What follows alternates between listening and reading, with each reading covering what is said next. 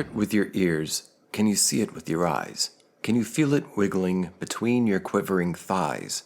That thing, that thing, that thing with James.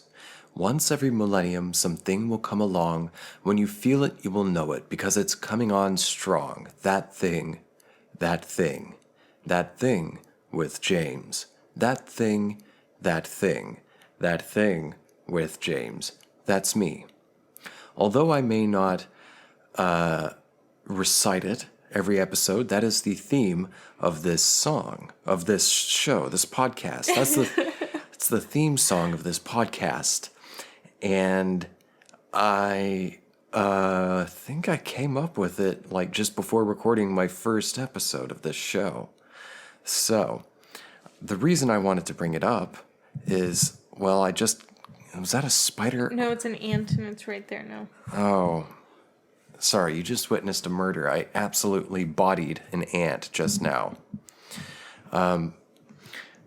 The theme song, I realize, is in content. It's contextually similar to the contents of the topic of today's episode, which I will get to after this quick business. If you're new to the show, welcome to That Thing. I'm your host, James, and I'm accompanied by Emily. And this show is about whatever I feel like it should be about any given episode. So the subject changes, the principles and general values stay the same, but the topic kind of changes. This is our own little niche, if you will.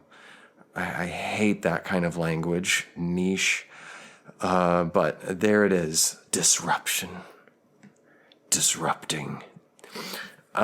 This show is about, well, many different things. We've talked about all sorts of different stuff, and I've interviewed all sorts of cool and interesting and unique people. And today I'm going to talk about someone that is, I feel, a pretty well-known and very unique historical figure. But first, some quick business. If you have an idea for a subject or a story you would like me to cover on the show, if you want some advice on the show, I can keep you anonymous about anything, even topics I don't even know about. I'll give you advice. So, or if you have a business inquiry or just want to say nice things to me, send me an email at ThatThingWithJames@gmail.com. I will try to read it. I assume I never received mail. So a few days ago, I looked at it, and I had quite a bit of mail dating back to December of 2020 or 2019. Wow. I think it was 2020. It was December of 2020. Mm-hmm. It was, I swear. And I had reached out to some other people like, hey, can I be a guest on your show? And apparently they reached back to me like a week later. So I'd already like stopped waiting for their message. And I was like, fuck it. I never get mail on here. I've received some mail from viewers/listeners of the show. Listeners, if you don't already know, this show's up on YouTube. And I think it's even more gooder with the video to go with it. But anyway, other than the few, not client, the people who watch or listen to the shit, I got some emails from them, but I already covered that. And then at the end of 2020, I got a email back saying, hey, do you want to be on the show? You can pick the topic. And then like 2 days later, after I hadn't replied, hey, where you at? And I want to email them back and give them the excuse of like, oh, I was homeless. But it was in December. So that was a couple months before we were homeless. That was before the homeless. Yeah, so I just haven't replied to them. And then I got another email saying like, "Hey, do you want to make like unique sponsored content? Like, do you want to make commercials on your show?" And I didn't know. I don't know. It depends. I don't know that this show is big enough for me that's true. to really have commercials, so I don't really trust an email saying we want to advertise on your show. Yeah. And all in all, honestly, the only ads I would really want on this show are fake ads, satire ads that I write. I've done it before. Yeah, you have. But I ideally I would like to keep this show ad free, and you can make that happen. And not only that, but you can also get access to the weekly bonus episodes. That's one bonus episode every week. And you can subscribe for $5 a month, which is pretty cheap. Only $5 for the entire month. Go to patreon.com/ThatThingWithJames. I do shout outs like in the episode description. I do verbal shout outs at the end of the show. Well, I would do if I had them. I do thank you letters handwritten by me, which, letters. That's kind of the topic of today. Wonder what it's going to be. And just, again, bonus episodes and whatever random content I might get around to putting on there. Patreon.com/ThatThingWithJames. Check it out. What else? I might as well plug my socials. Yeah. At James J. Asher. I'm on Twitter, Instagram, and TikTok. Although TikTok's kind of fucking me up because my phone's kind of fucking up and I'm just putting off having to take it to a store or back it up or any bullshit because that's just such a pain in the ass. I already set the thing up. I don't want another system reset. I don't want to have to start from scratch again. I had to go through a lot to get this damn thing turned on. Yeah. I mean, you'll do what you gotta do. To get my fucking voicemail set up. But, yeah, at James J. Asher. And you can also check out my subreddit and, post some good shit posts, some good bad memes on there. r/ThatThingWithJames. Hell, you can even bring up topics for the show because I'd love to have some help thinking up shit to talk about on the show. So, yeah, that's all the business stuff. So let's get on with the show. We are talking about James Joyce. He was a writer. Have you heard of James Joyce? Yeah, I bought you his book. You did. You bought me his book. And then I think I read more of it than you did. You probably did. Yeah. Let me give you an example. Let me grab it real quick. Mind you, he'd begged for this as a gift. I'm still going to read it at some point. Sure you are. If I can get, let's see. If I can get at least 10 more subscribers on Patreon, I will start reading this book. If I get 25 subscribers on Patreon, I will read this entire fucking book. Man, I hope I was just covering the title because I don't want to give it away just yet. Let me read something here. Let me go to where my bookmark is. Here, page 98. Let's start at the top. It's kind of hard to tell where to start because, well, there are no paragraphs. No paragraphs, no chapter numbers, no nothing. Okay, here we go. And it really doesn't matter. Like, I think I'm starting in the middle of a sentence, but it really doesn't fucking matter. You're about to find out why. 100 of manhood and a whimmering of weebs. Big went the bang, then wild wide was quiet, a report, silence. Last fama put it under ether.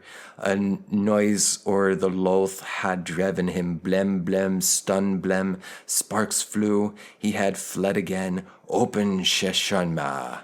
This country of exile sloughed off, sidles homed via the subterranean, shored with bedboards, stowed away and anchored in a Dutch bottom tank, the Arsa, hold SS Finlandia, was even now occupying under an Islamic Nuhaim in this seventh generation, a physical body Cornelius McGrath's Bad Lokarakatur Commonorong Kanbong is the Asia Major, whereas Turk of the theatre, first house all flatty, the king 11 sharps, he had piastered the Buicundasius from the opulence of his omnibox, while as Arab at the street door he bepestered a bumshaws for the alms of Paris pence.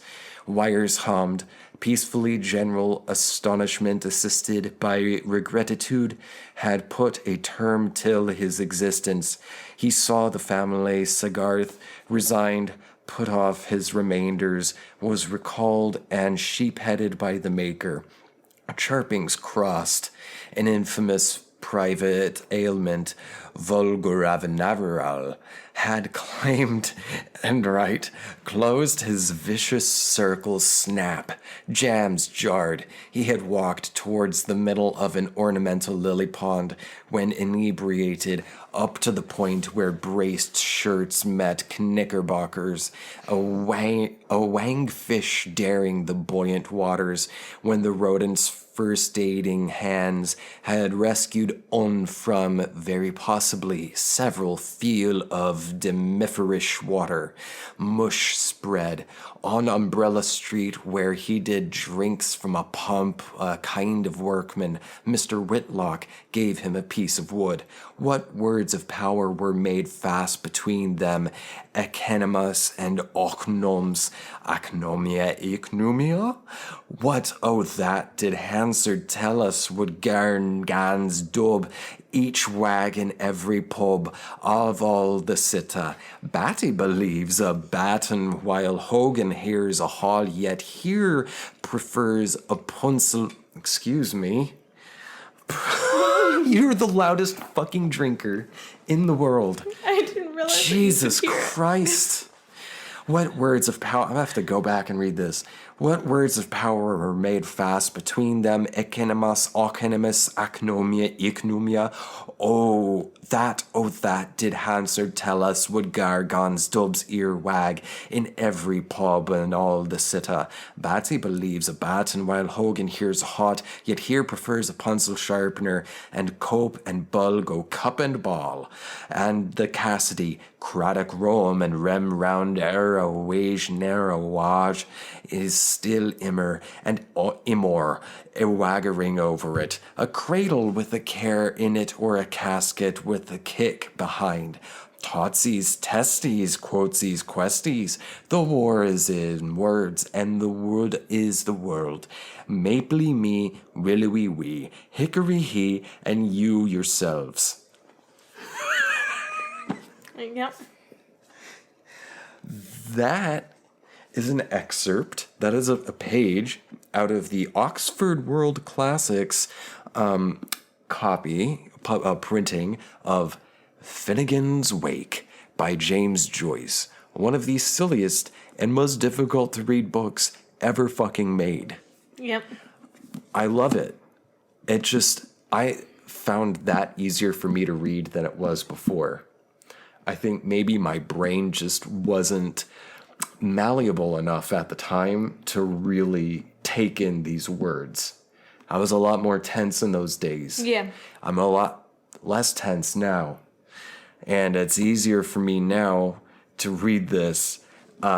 Finnegan's Wake. I think it was his last book. I have no idea. He was mostly blind when he wrote this.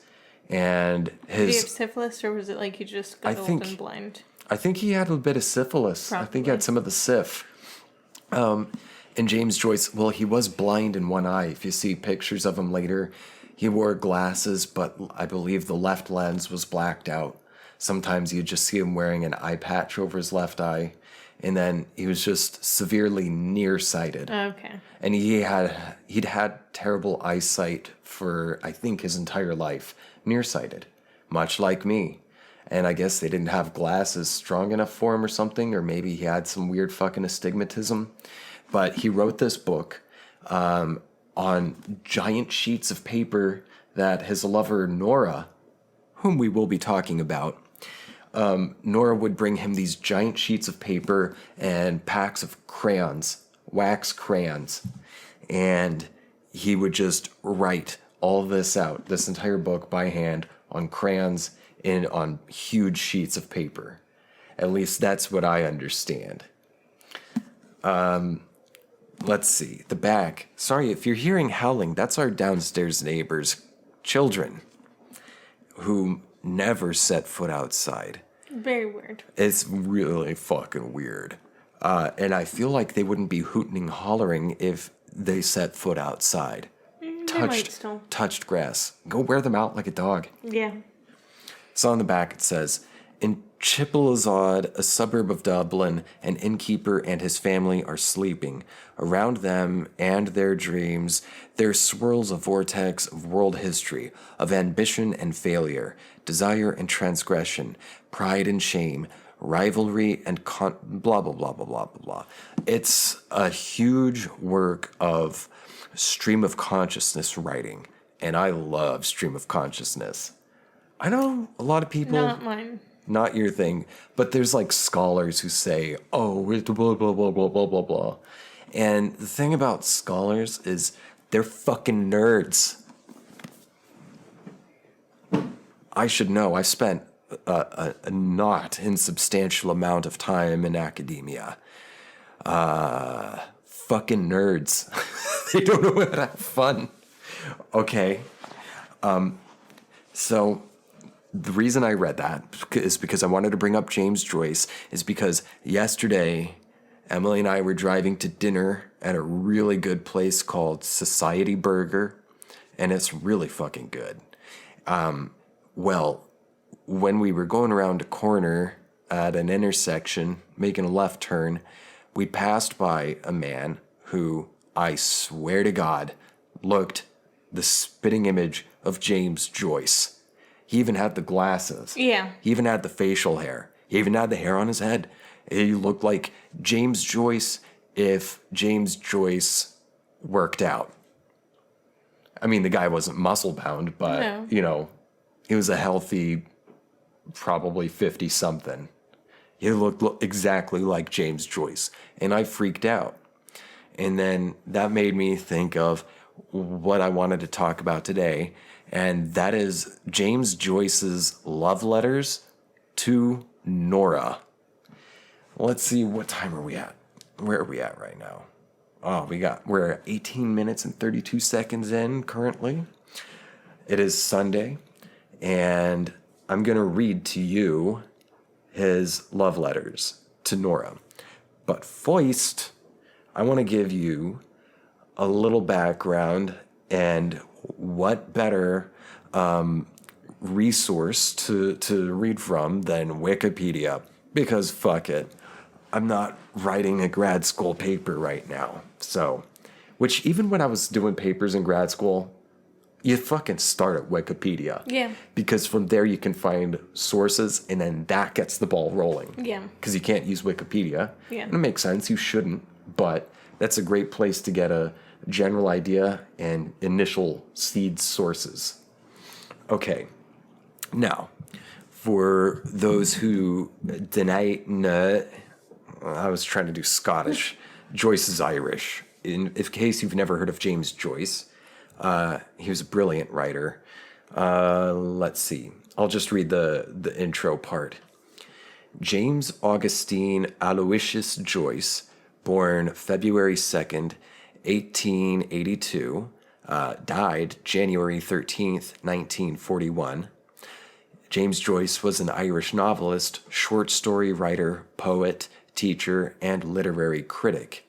He contributed to the modernist avant-garde movement and is regarded as one of the most influential and important writers of the 20th century. James is best known for Ulysses, published in 1922, a landmark work in which the episodes of Homer's Odyssey are paralleled in a variety of literary styles, most famously, Stream of Consciousness.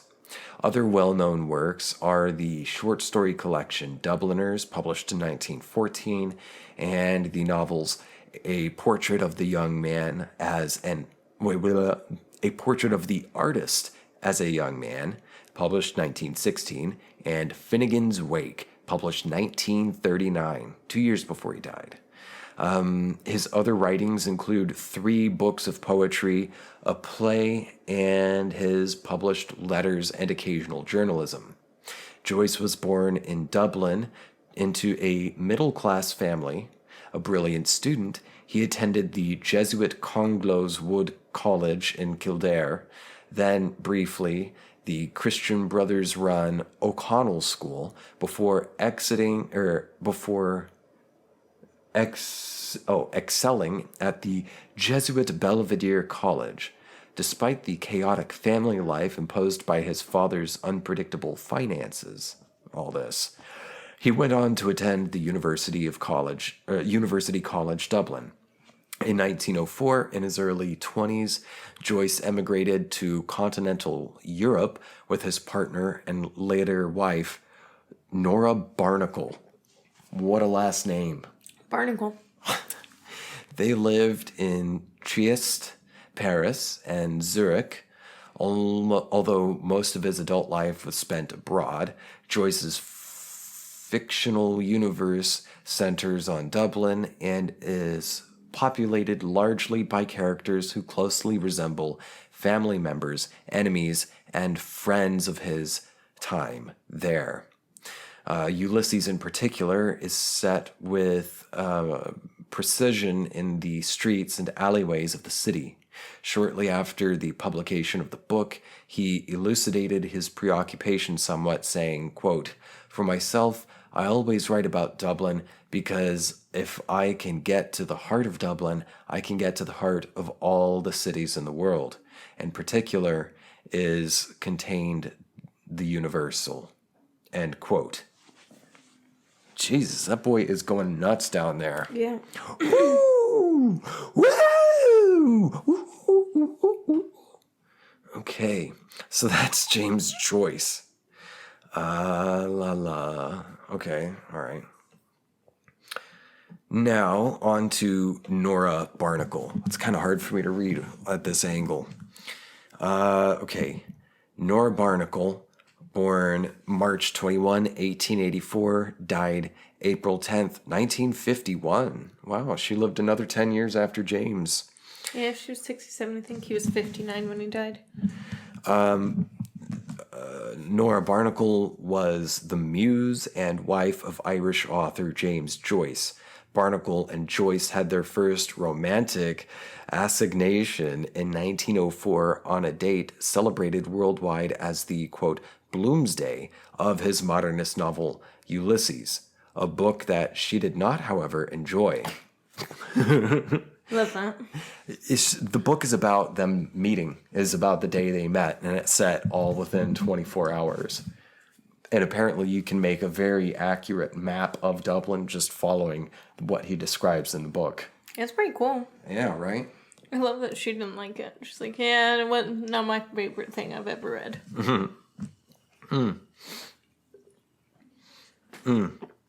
Excuse me. Their sexually explicit letters have aroused much curiosity, especially as Joyce normally disapproved of coarse language, and they fetch high prices at auctions. Barnacle was played by Susan Lynch in the 2000 biopic Nora. Interesting. Wow, I didn't know he disapproved of cursing. Well, you know. Wouldn't be able to tell it from his writings. He's a nasty bitch. Well, he's a gentleman in the street. And, oh no, he's a gentleman on the street and then a freak in the sheets. So Easy for you. yeah. So, these love letters, I've been interested about them for a minute. I think I might have first seen them on some random. Oh, I saw it on YouTube. I think there was some comedians were reading excerpts from the letters. Yeah. And I was like, what is this about? So I looked it up online. And the first article that I really found was on brainpickings.org. Joyce's love letters. Let's see. Let me just read a little bit of here to give you the same introduction I really got. This was written by Maria Popova. As an ardent lover of love letters, I have encountered few exemplars of this genre more piercing than those penned by James Joyce.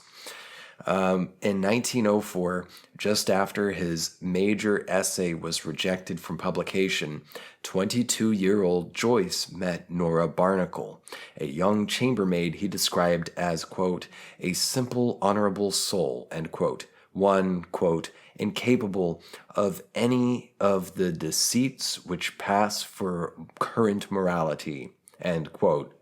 From the moment they met until Joyce's dying day, the two were bound by an uncommon love that translated into a relationship unconventional in many ways, especially by the era's standards. They had a son and a daughter out of wedlock and didn't marry until 27 years into their lifelong relationship. Nora's unselfish honesty was intensely alluring to Joyce. Only with her was he, a man otherwise guarded and chronically mistrustful, capable of complete self-revelation. She was the non-judgmental, loving receptacle for his dueling enormities of ambition and self-consciousness that often bled into self-loathing. The unflinching trust that developed between them became the supreme engine of their love. For what is love if not the net we trust will catch us as we fall from the grace into our deepest imperfections, then bounce back up to our higher selves? Oh, wow. Yeah. This person was masturbating while they wrote that. In a letter from October of 1909, found in Joyce's altogether spectacular selected letters, the same treasure trove that gave us the teenage author's beautiful letter of appreciation to Ibsen, his greatest hero, and his poetic plea to Lady Gregory. 27-year-old Joyce writes to Nora during a trip to Dublin, and I quote, "You dear strange little girl, and yet you write as if let me start that over. You dear strange little girl, and yet you write to ask if I am tired of you. I shall never be tired of you, dearest. I cannot write you so often this time as I am dreadfully busy from morning to night. Do not fret, darling. If you do, you will ruin my chances of doing anything. After this, I hope we shall have many, many, many long years of happiness together. My dear, true, good little Nora, do not write again doubtfully of me. You are my only love. You have me completely in your power. I know and I feel that if I am to write anything fine or noble in the future, I shall do so only by listening at the doors of your heart." End quote. 2 days later, still away and working hard to have Dubliners published, Joyce is seized with longing for Nora as he grows even more homesick. Quote, "My darling, tonight the old fever of love has begun to awake again in me. I am a shell of a man. My soul is in Trieste, a couple's home. You alone know me and love me." End quote. A century before philosopher Martha Nussbaum's terrific treatise on why embracing our neediness is essential for healthy relationships, Joyce embraces his and pleads with Nora in the same letter. Quote, "I am a jealous, lonely, dissatisfied, proud man. Why are you not more patient with me and kinder with me? The night we went to Madame Butterfly together, you treated me most rudely. I simply wanted you I wanted to feel your soul swaying with languor and longing as mine did when she sings of romance, of her hope in the second act, Un bel die. One day we shall see a spire of smoke rising on the furthest verge of the sea, and then the ship appears. I am a little disappointed in you. Then another night I came home to your bed from the cafe, and I began to tell you of all I hope to do and to write in the future, and of those boundless ambitions which are really the leading forces in my life. You would not listen to me. It was very late, I know, and of course you were tired out after the day. But a man whose brain is on fire with hope and trust in himself must tell someone what he feels. Whom should I tell but you? End quote. But after this lamentation, the letter rises above these trifling resentments and takes a most heartening turn toward the ultimate assurance of love, that, however short we may fall of our highest selves, however much we may disappoint our loved ones, they will love us anyway, and love us not despite but because of our imperfect humanity. Decades before Joseph Campbell admonished against the deadliness of perfectionism in love, Joyce writes, where is the stuff? This is the boring shit. I want the nasty. Give me the nasty shit. You know what? It's probably going to be PG rated on that. Oh my God. All right. Come on. And some teetotaling. Here's maybe something. I'll wait. Do you allow drinking? Go ahead. Slurp it up, chuckle fuck. Slurp it.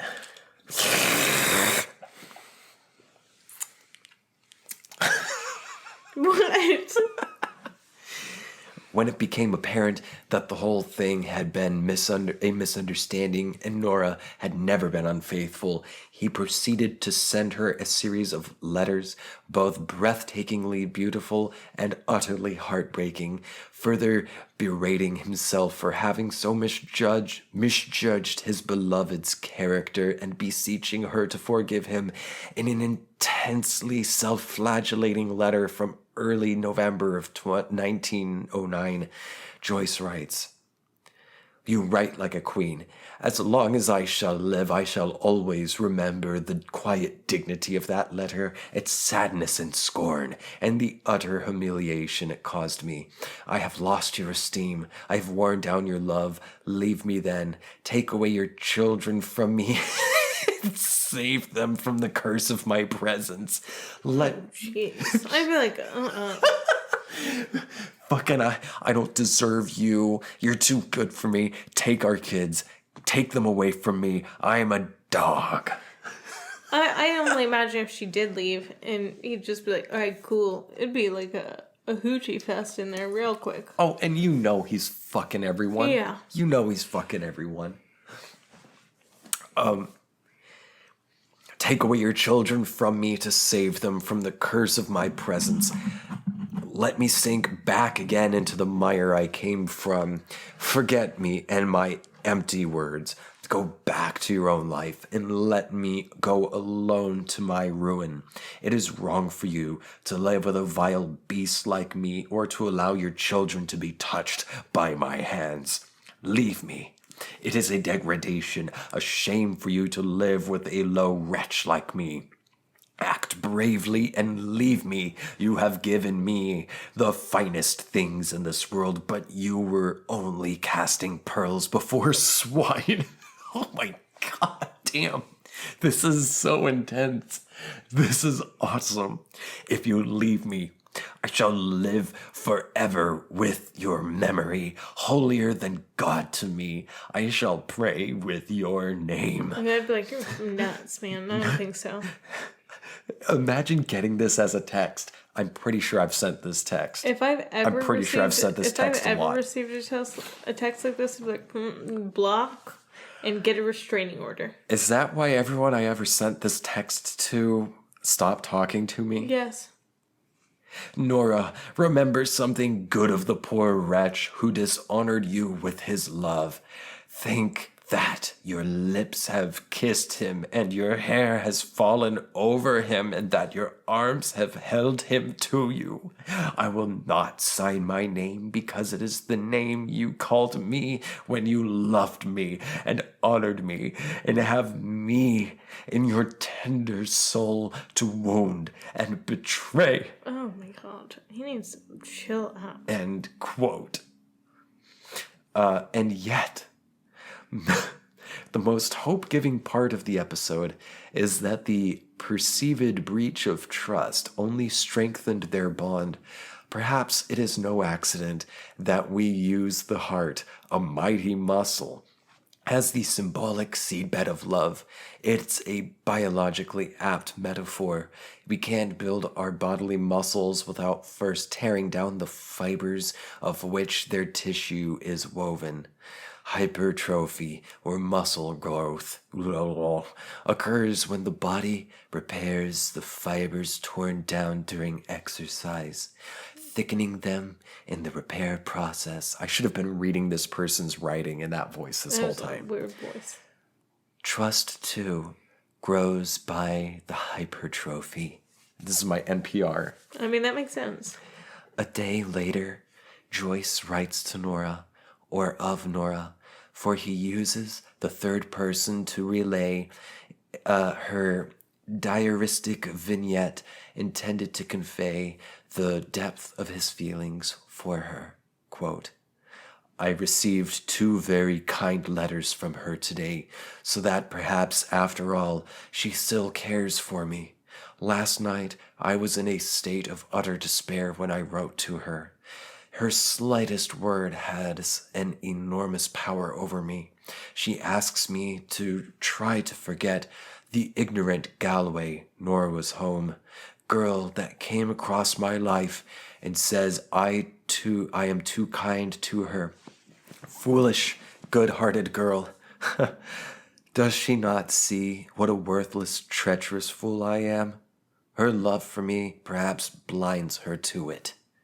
I shall never forget how her short letter to me yesterday cut me to the quick. It probably tore his ass apart.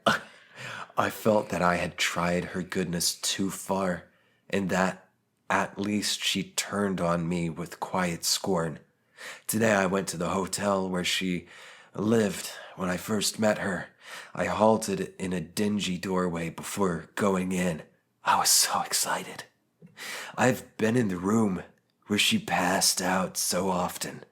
A strange dream of love in her young heart. My God, my eyes are full of tears. Why do I cry? I cry because it is so sad to think of her moving about that room, eating little, simply dressed, simple-mannered, and her watchful, and carrying always within her secret heart, the little flame from which burns up the soul and bodies of men. I cry, too, with pity for her, that she should have chosen such poor, ignoble love as mine, and with pity for myself. Oh, he's self-pitying? He's been that way, just whiny. I couldn't tell. That I was not worthy to be loved by her. Twice while I was writing these sentences tonight, the sobs gathered quickly in my throat and broke from my lips. I have loved in her the image of the beauty of the world, the mystery and beauty of life itself, the beauty and doom of the race of whom I am a child, the images of spiritual purity, a pity which I believe is in as a boy.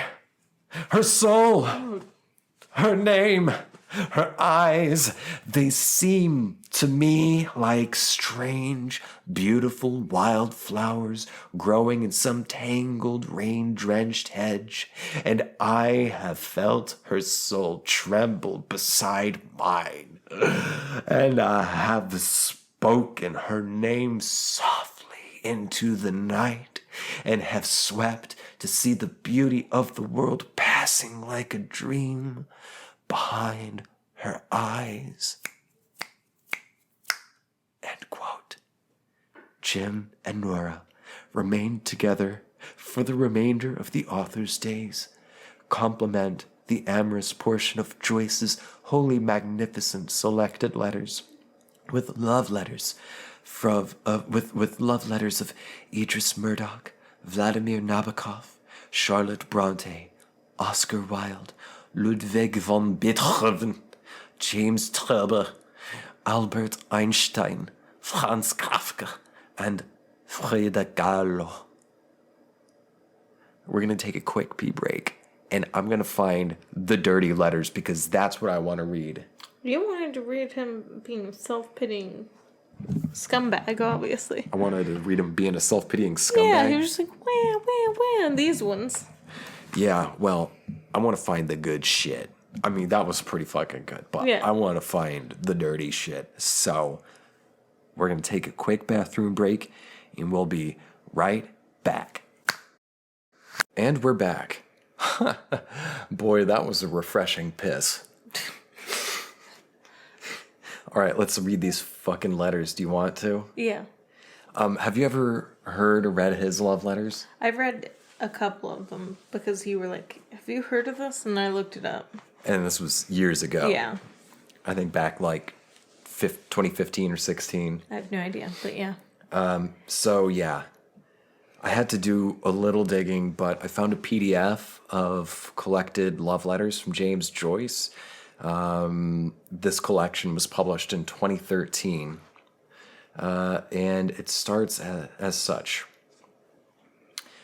1909, James Joyce lives in Trieste. Am I pronouncing that right? Trieste, Italy? I believe it should be Trieste. Trieste? Okay. I've always called it Trieste for some reason, but if it's Italian... Look it up. Well, let's look it up. How to pronounce Trieste. I really feel like it's going to be Trieste. Oh no, Trieste. Yeah, I was right. Trieste. Delete my See? stuff. Delete mine. Delete that. Okay. 1909. James Joyce lives in Trieste, Italy, with his family. End of October, he leaves alone for Dublin on a business trip and stays there until the end of December. He makes a pact with his wife to write each other erotic letters. The letters of his wife disappeared, but the ones he wrote were published in a long out-of-print collection in 1975. And at the behest of Joyce's surviving family, were never printed again.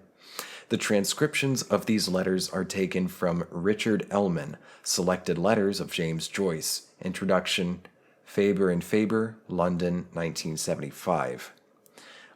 So his wife's letters just disappeared. Also known as he didn't save them, he threw them away. He probably burned them because he didn't want anyone reading them, Yeah. you know?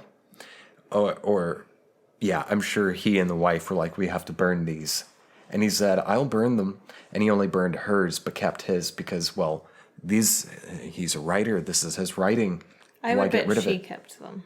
You think she kept them? I think she kept them because he wrote her, and she probably had them in a little box with like other things that he sent her, trinkets. I think it's pretty funny that like the grandkids were like, I don't want to think about this. Yeah. Please stop talking about my grandpa fucking my grandma up arsewise. Yeah.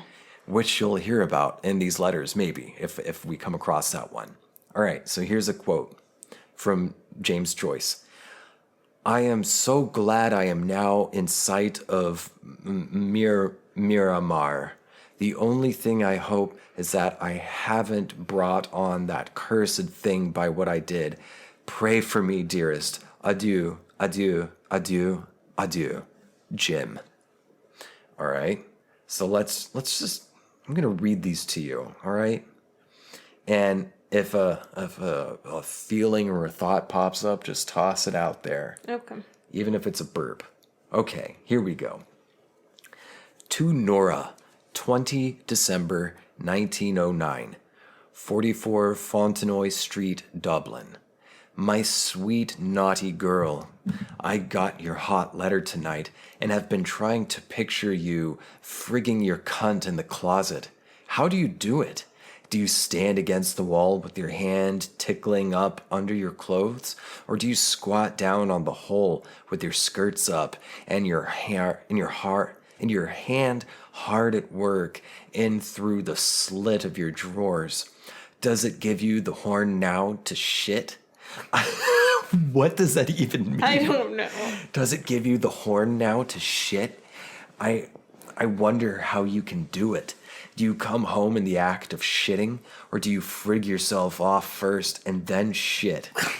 It must be a fearfully lecherous thing to see a girl with her clothes up, frigging furiously at her cunt, to see her pretty white drawers pulled open behind her and her bum sticking out and a fat brown thing stuck halfway out of her hole.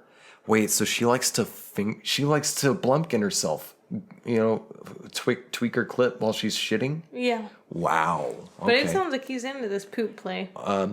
You say you will shit your drawers, dear, and let me fuck you then. I would like to hear you shit them, dear, first, and then fuck you. Some night when we are somewhere in the dark and talking dirty, and you feel your shite ready to fall, put your arms around my neck in shame and shit it down softly. The sound will madden me, and I will pull up your dress. No use continuing. You can guess why. The cinematograph opened today. I leave for Trieste on Sunday, 2 January. I hope you have done what I said about the kitchen, linoleum and armchair and curtains. By the way, don't be sewing those drawers before anybody. Is your dress made? I hope so, with a long coat, belted and cuffed with the leather, etc. How am I to manage Eileen? Note, his sister. Fair, I don't know. For God's sake, arrange that you and I can have a comfortable bed. I have no great wish to do anything to you, dear. All I want is your company. You may rest easy about my going with blank. Note, a word is omitted by Joyce in the original, presumably, quote, whores. His infidelities with prostitutes had upset Nora. Can't imagine why. You understand? That won't happen, dear. Oh, I am hungry now.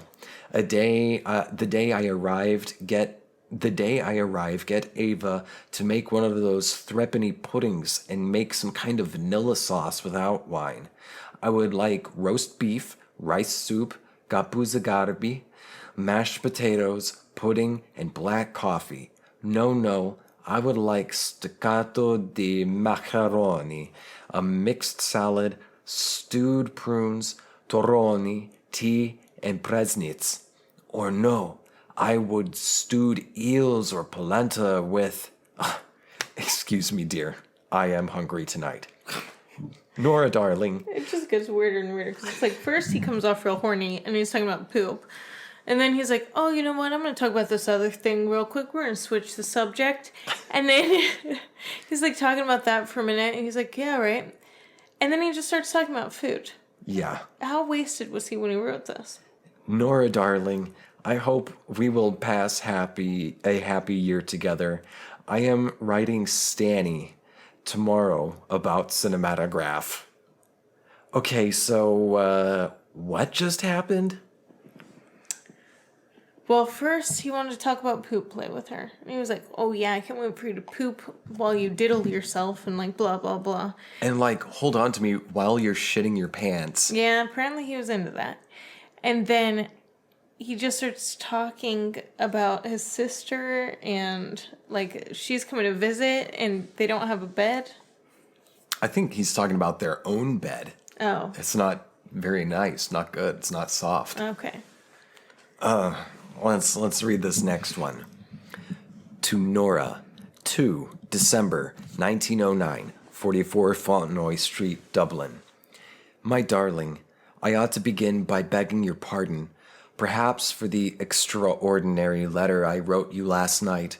While I was writing it, your letter was lying in front of me, and my eyes were fixed, as they are even now, on a certain word of it.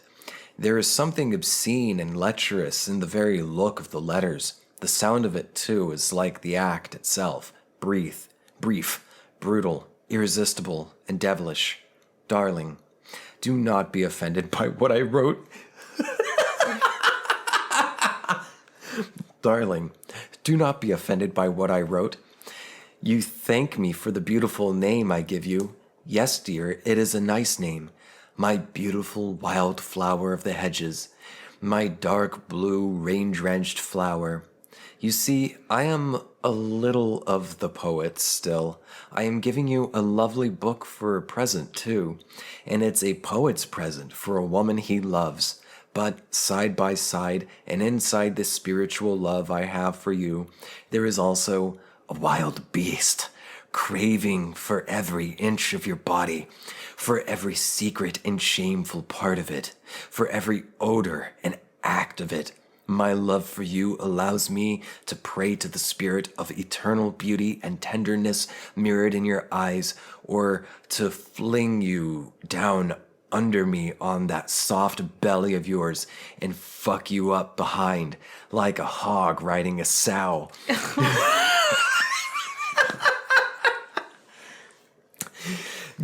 Glorying in the open shame of your upturned dress and white girlish drawers, and in the confusion of your flushed cheeks and tangled hair.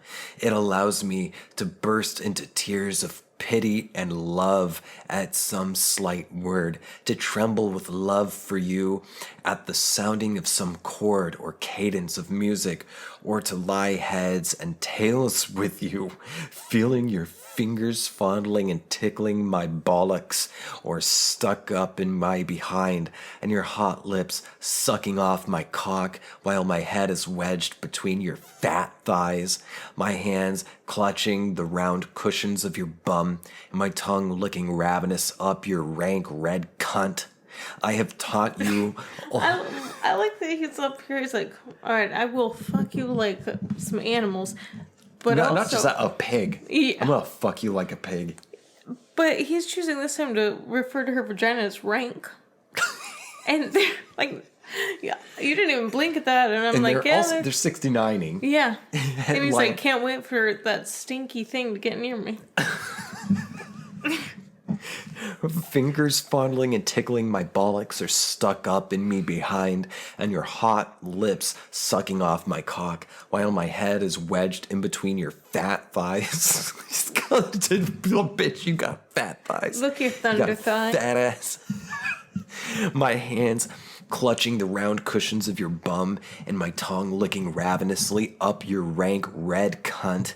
I have taught you almost to swoon at the hearing of my voice singing or murmuring to your soul the passion and sorrow and mystery of life, and at the same time have taught you to make filthy signs to me with your lips and tongue, to provoke me by obscene touches and make noises, and even do it in my presence, the most shameful and filthy act of the body. You remember the day you pulled up your clothes and and let me lie under you, looking up at you as you did it, and then you were ashamed even to meet my eyes. So he watched her shit. He got up under her while she shit and watched her shitting. He's maybe his soul jumped into John McAfee. Maybe. You know, they're all about watching that shit play. He probably like put it in his mouth too, I bet. Both of them. No. You are mine, darling, mine. I love you. All I have written above is only a moment or two of brutal madness. The last drop of seed has hardly been squirted up your cunt before it is over, and my true love for you, the love of my verses, the love of my eyes for you, strange, luring eyes, comes blowing over my soul like a wind of spices. My prick is still hot and stiff and quivering from the last brutal drive it has given you, when a faint hymn is heard rising in tender, pitiful worship of you from the dim cloisters of my heart. Nora, my faithful darling, my sweet-eyed blackguard schoolgirl, be my whore, my mistress, as much as you like. My little friggin' mistress, my little fucking whore. You are always my beautiful wildflower of the hedges, and my dark blue rain-drenched flower. Jim. Oh boy. What do you think of that? I think he's like, hey, I'll stop with the prostitutes, like the sex workers. I'm done with them as long as you'll be one. As long as you'll let me fuck you up the ass while you're shitting. Yep. Quick note, this is an explicit show.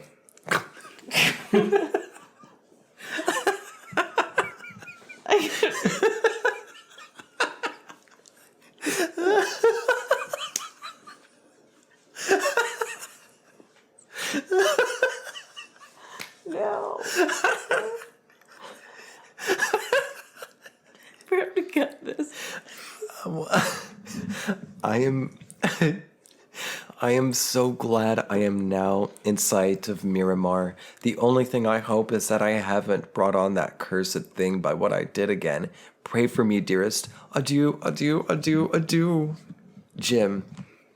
All right, next letter. All right, here we go. To Nora, 20 December 1909, 44 Fontenoy Street, Dublin. My sweet, naughty girl, I got your hot letter. Oh, wait, this is the same fucking one right here. Yeah. Okay, next one. Skipping that. To Nora, 3 December 1909. My darling little covenant girl, there is some star to... Covenant. Oh, convent. Covenant. Hey, well, my sweet blood-packed partner, we created a covenant. We shall never share with anyone else nor speak to each other of what we did last summer. We have a covenant. Okay, my darling little convent girl. There is some star too near the earth, for I am still in a fever fit of animal desire. Today I stopped short often in the street with an exclamation whenever I thought of the letters I wrote to you last night and the night before. They must read awful in the cold light of the day. Perhaps their coarseness has disgusted you.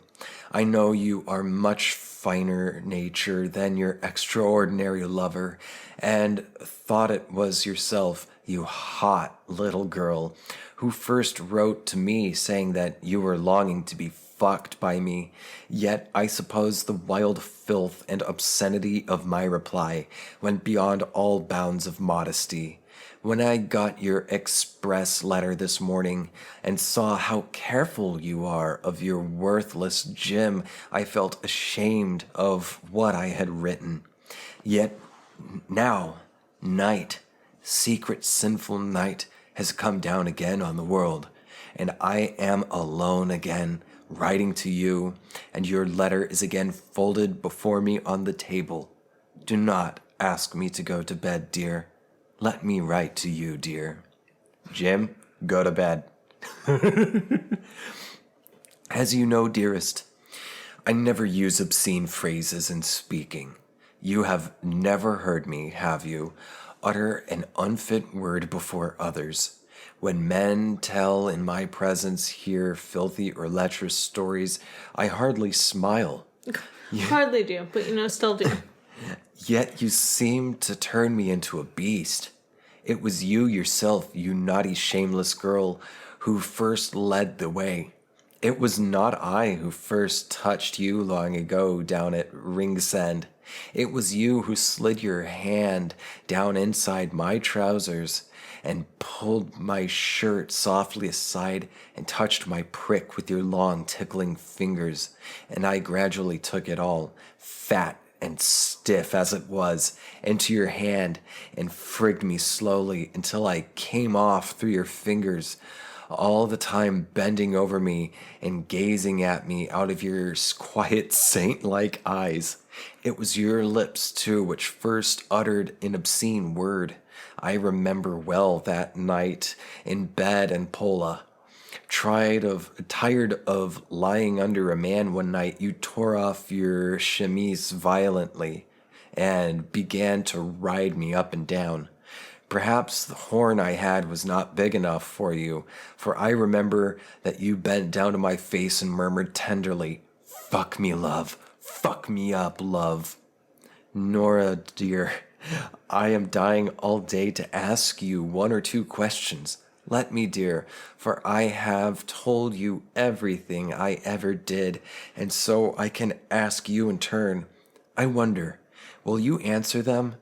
When that person whose heart I longed to stop with the click of a revolver put his hand or hands under your skirts, did he only tickle you outside, or did he put his finger or fingers up? Finger or fingers? Who fucking wrote that? Finger or fingers up into you?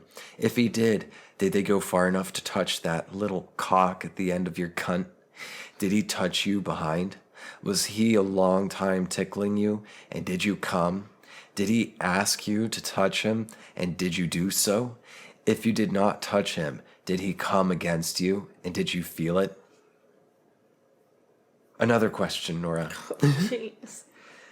I'm guessing Nora was engaging in infidelity as well, probably. Remember, that's what he was like writing the sad sap letters about. Oh, I didn't get that. Because like he accused her of infidelity. Mm-hmm. And she was like, "I don't think so." She's like, "No." And also, he had no right to, just like we thought he was sleeping with sex workers. Oh, right on. Another question, Nora. I know that I was the first man that blocked you, but did any man ever frig you? Did that boy you were fond of ever do it? Tell me now, Nora. Truth for truth, honesty for honesty. When you were with him in the dark at night, did your fingers never unbutton his trousers and slip inside like mice? Did you ever frig him, dear? Tell me truly, or anyone else, do you never feel a man's or a boy's prick in your fingers until you unbuttoned me? If you are not offended, do not be afraid to tell me the truth. Darling, tonight I have such a wild lust for you that if you were here beside me, and even if you told me with your own lips that the half-red-headed louts of Galway had a fuck at you before me, I would still rush at you with desire. God Almighty, what kind of language is this I'm writing to be proud blue-eyed queen, to my proud blue-eyed queen? Will she refuse to answer my coarse, insulting questions? I know I am risking a good deal in writing this, but if she loves me, she really will tell me that I am mad with lust and that I must be told all. Sweetheart, answer me. Even if I learn that you too have sinned, perhaps it would bind me closer to you. In any case, I love you. I have written and said things to you that my pride would never allow me to say to any woman. My darling Nora, I am panting with eagerness at your... Wait, so he's sitting here writing about this, like, hey, tell me who fingered you. Like, tell me. Yeah. You gotta tell me. No, you gotta tell me. Who's fucked you? Can I watch? Yeah.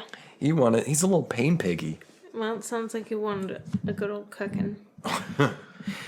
Don't be angry, dear Nora, my little wildflower of the hedges. I love your body, long for it, dream of it. Speak to me, dear lips that I have kissed in tears. If this filth I have written insults you, bring me to my senses again with the lash, as you have done before. God help me. I love you, Nora, and it seems that this too is a part of my love. Forgive me. Forgive me. Jim. Dude's a quack.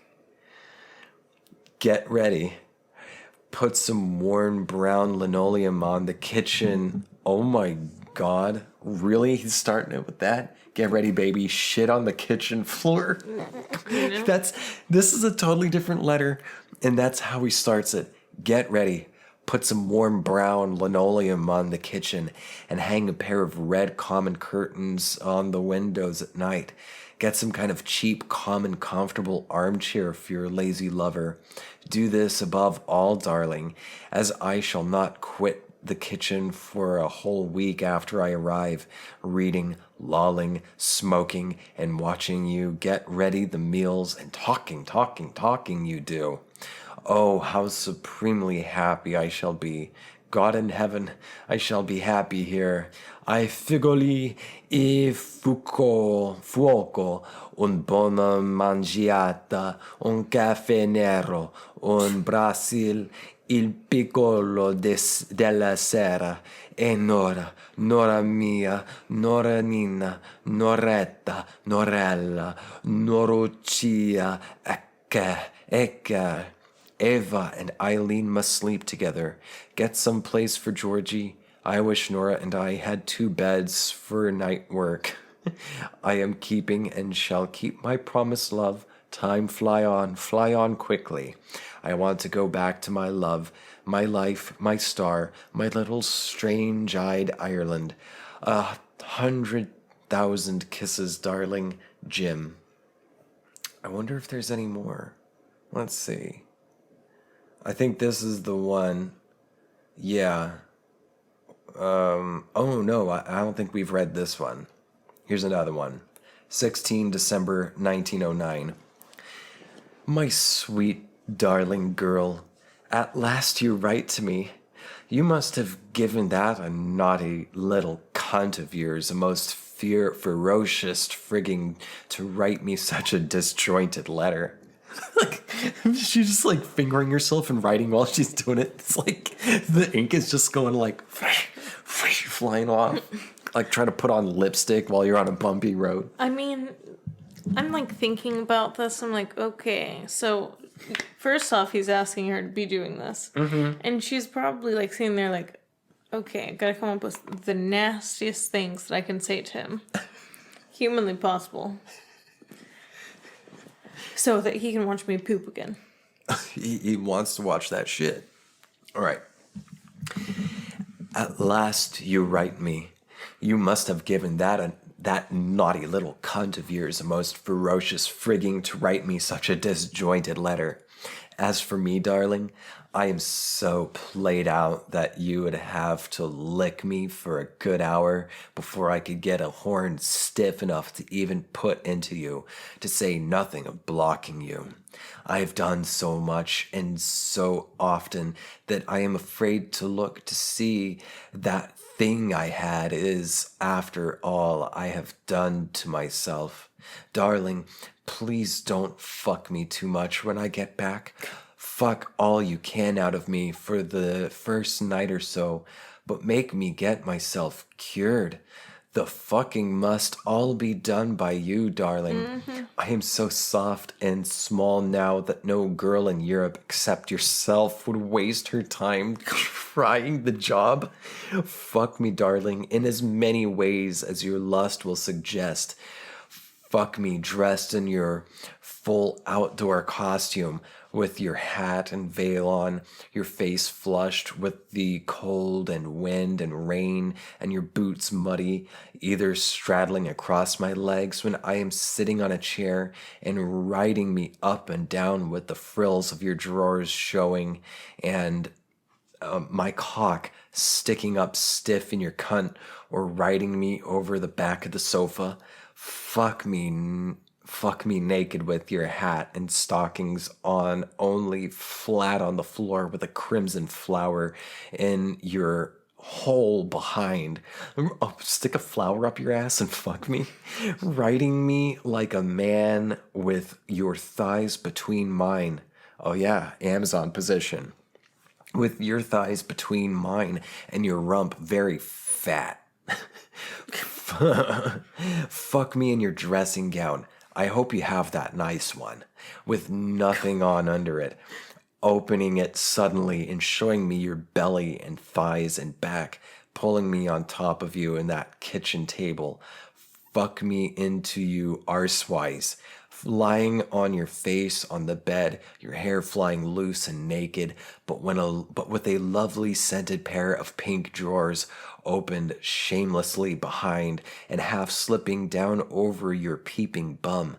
Fuck me if you can, squatting in the closet. He's obsessed with the closet. He's really into like doing it in the closet. With your clothes up, grunting like a young sow doing her dung in a big, fat, dirty, shaking thing coming slowly out of your backside. Fuck me on the stairs in the dark like a nursery maid fucking her soldier, unbuttoning his trousers gently and slipping her hand into his fly and fiddling with his shirt and feeling it get wet and then pulling it up gently and fiddling with his two bursting balls and at last pulling out boldly the Mickey she loves to handle and frigging it for him softly, murmuring into his ear dirty words and dirty stories that other girls told her and dirty things she said, and all the time pissing her drawers with pleasure and letting He's into it all. letting off soft little farts behind her until her own girlish cocky is as stiff as his, and suddenly sticking him up in her and writing him, Basta, basta per Dio. I've come now, and the foolery is over. Now for your questions. We are not open yet. I sent you some posters. We hope to open on the 20th or 21st. Count 14 days from that, and 3.5 days for the voyage, and I am in Trieste. Thoughts on that one? I mean, with each letter, it seems that I find out another one of his sexual preferences. His kinks? Yep. So, fucking while shitting, he's into pee, poop, closets. He's into, masochism. Yep. He's into masochism. Butt play. Butt play. Mm-hmm. And watching his wife is into cuckery. Cuckery. All right. So here's the next one. December 6, 1909. So, okay, this one came first, actually. December 6. Noretta mia. I got your pitiful letter this evening telling me you were going about with underclothes. I did not get 200 crowns on the 25th, but only 50 crowns and 50 again on the 1st. Enough about money. I'll send you a little banknote and hope you may be able to buy a pretty frilly pair of drawers, at least for yourself, out of it, and will send you more when I am paid again. I would like you to wear drawers with 3 or 4 frills, one over the other at the knee and up at the thighs, and great crimson bows in them. I mean not the schoolgirls' drawers with a thin, shabby lace border, tight around the legs and so thin that the flesh shows between them, but women's, or if you'd prefer the word, ladies' drawers, with a full, loose bottom and wide legs, and frills and lace and ribbons, and heavy with perfume, so that whenever you show them, whether in pulling up your clothes hastily to do something, or in cuddling yourself up prettily to be blocked, I can see only a swelling mass of white surf and frills, and so that when I bend you over to open them and give you a burning, lustful kiss on your naughty bare bum, I can smell the perfume of your drawers, as well as the warm odor of your cunt. He is always talking about that. And the heavy smell of your behind. Oh, boy. Have I shocked you by the dirty things I wrote to you? You think, perhaps, that my love is a filthy thing? It is, darling. At some moments, I dream of you in filthy poses sometimes. I think about things so very dirty that I will not write them until I see how you write yourself.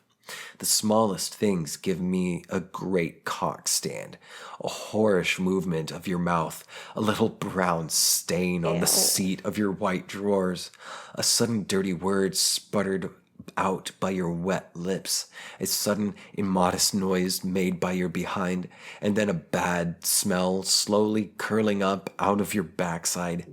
At such moments, I feel mad to do it in some filthy way, to feel your hot, lecherous lips sucking away at me, to fuck you between your two rosy-tipped bubbies,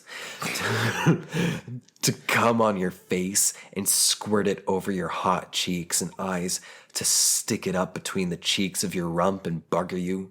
Bustin' peristada, whatever that is. I hope you got my telegram and understood it. Goodbye, my darling, whom I am trying to degrade and deprave. How on God's earth can you possibly love a thing like me? Oh, I'm so anxious to get your reply, darling. Jim. Yeah. I mean, he just proved a point to me. What point is that? He likes that he wants to see a poop stain. What now? A poop stain on the underwear. Yeah. I feel a little weird about that. That he wants to see her shit-stained undies. Yeah, and then he keeps talking about boxers, like women's boxers. Mm-hmm. Is that like what women were wearing? Were boxer shorts? Granny panties. Old lady granny panties with the frills. You know, you wear under a petticoat and shit like that. Yeah, but he said like down to the knees. Think, this is 1920s. Okay. So little lady Bocker sort of things. Yeah, Okay. like those. That makes more sense. Yeah. Let's see. Well, you know, I think this episode's gone on long enough, and we've still got a couple other, two more letters to read. I think I want to finish reading these in the bonus episode. Okay. And then go on to the other thing we were going to talk about, which should be pretty fun. We're going to judge people. Okay. So that's it for this episode. If you made it this far, thank you for tuning in. If you want to catch the bonus content, and if you're not already, become a patron at patreon.com/ThatThingWithJames. Again, it's only $5 a month, and you will get one free, you pay $5 and you'll get a bonus episode for free every week during the month for which you're subscribed. And it's only $5 to start. It's, I think it's worth it. It's pretty fun stuff. And that's it. Thank you again for tuning in. I love you, and I'll catch you next time. Bye.